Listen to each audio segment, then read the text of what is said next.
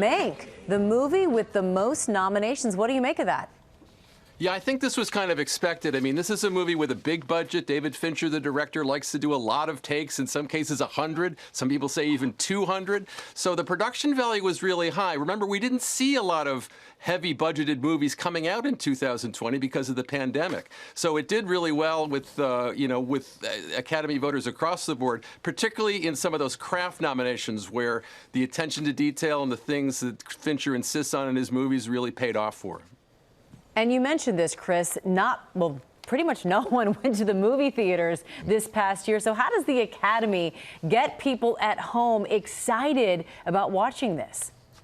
Well, I think that's kind of why the Oscar nominations hope to start the clock in terms of getting people to watch these things. There was a lot of competition, even in a pandemic year. You had things like WandaVision and The Mandalorian, all showing on that home screen, which was the only place to see these movies. And nobody comes into your living room and tells you to turn off your cell phone before the movie starts. You haven't been in my living room, Chris. Yeah. I'm with you, George. I want to talk about that, George.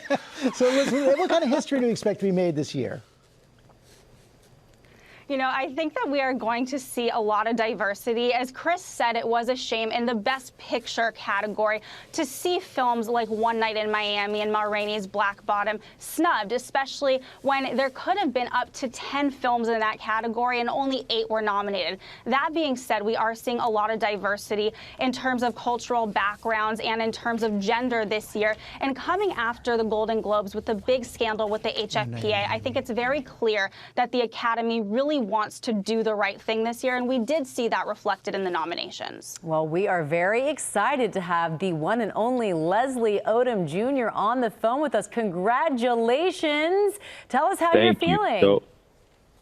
Thank you so much. I am, how am I feeling? Like startled awake. It's, I'm in a dark, quiet house in Los Angeles, feeling just amazing this morning. What a great way to wake up, though, right?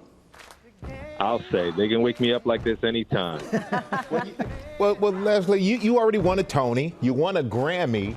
Does it feel any different being nominated for an Oscar? It definitely does. I left the Broadway stage 4 or 5 years ago, and I started this journey in film. Just really, I wanted to learn how to be on camera. I wanted to learn if I could be useful in this medium. And thanks to Regina King and Kemp Powers, and this film, I really do feel like I'm on my way. You know, it feels like a good beginning. Beginning. That's some beginning. I'll say. Tell us about Sam Cooke. Oh man, Sam Cooke is the greatest there ever was. Yeah. And this movie tells the story about a really special night where there's no victory party planned for young Cassius Clay in Miami, February 1964, and he wins his first heavyweight championship bout against Sonny Liston, and because there's no victory party planned, he spends the night hanging out in a hotel room with his 3 closest friends, who just happen to be Malcolm X, Jim Brown, and Sam Cooke. Kemp Powers has turned the night that has, since become legend into the beautiful screenplay for One Night in Miami. So how are you going to top that now with your celebration for this Oscar nomination? I know it's a little early right now. I am going to what am I going to do? Are there any chairs open at Good Morning America? Like, I got to try to become I think that's the only place that tops this. One of those chairs. And I'm just curious, since we woke you up, literally we woke you up, who do you expect the next call to be from?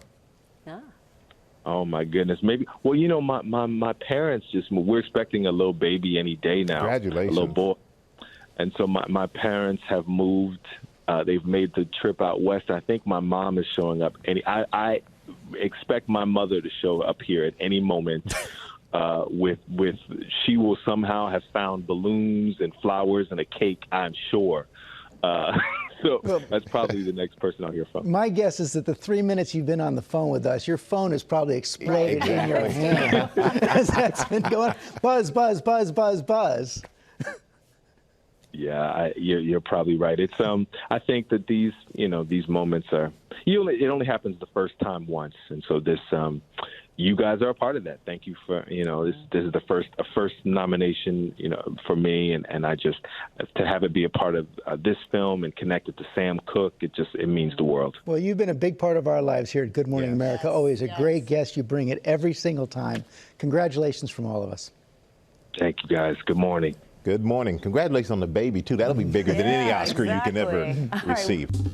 Well, hey there, GMA fans. Robin Roberts here. Thanks for checking out our YouTube channel. Lots of great stuff here. So go on, click the subscribe button right over here to get more of awesome videos and content from GMA every day, anytime. We thank you for watching, and we'll see you in the morning on GMA.